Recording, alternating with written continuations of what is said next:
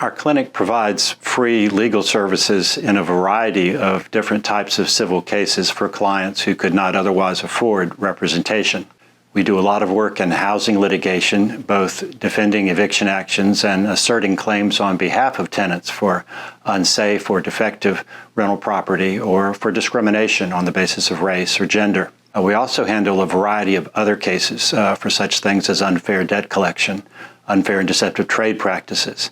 We represent healthcare workers whose licensure is threatened as the result of accusations of neglect or abuse of patients.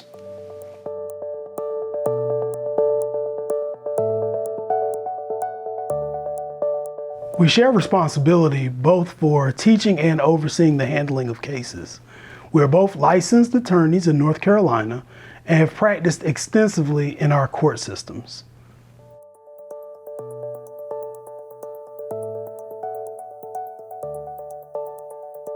Students are eligible to enroll in our clinic during their second year of law school as well as their third year. They can take the basic clinic for one semester and then, with permission, take the advanced clinic for a second semester. They also work for us as interns if they wish during summer and winter sessions.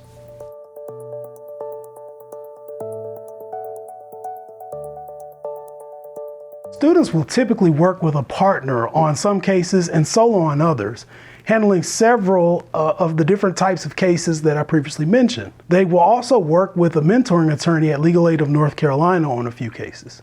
The only addition I would emphasize is that we deal with civil litigation. This work entails not just the pleadings and arguing in court before a magistrate or a judge, but also much of the preliminary fact-finding and issue spotting skills that are not always featured in standard law school courses where the facts are provided to you already.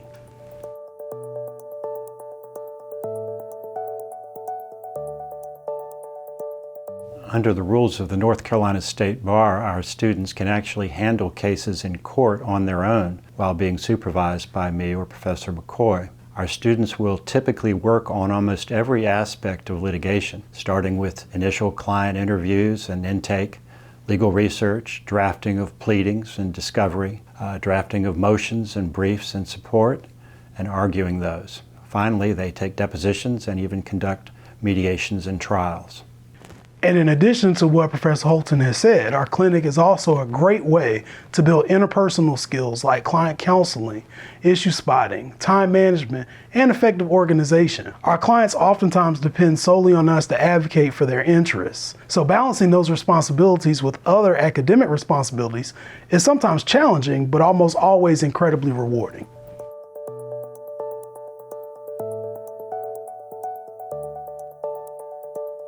Example of the type of case that students might work on, we had a landlord-tenant case that started off with one pair of students during one semester defending the eviction action that was brought by the landlord inappropriately. We won that case and then filed claims against the landlord. Students participated in discovery, taking depositions, and then actually tried the case to a successful conclusion with a substantial award of damages and attorney's fees. Watching students go from being shy individuals who rely on facts provided to them to being litigators who understand how the law and the facts of the case work together and who can effectively present and even challenge those notions in a court of law is quite rewarding. This semester, we have been able to advocate for the rights of clients whom their prior landlords took for granted and attempted to exploit financially. We have helped people on the North Carolina Healthcare Registry challenge allegations of abuse and neglect. And we have ensured appropriate repairs were made to housing with substandard living conditions while also defending many in Durham County from receiving eviction judgments.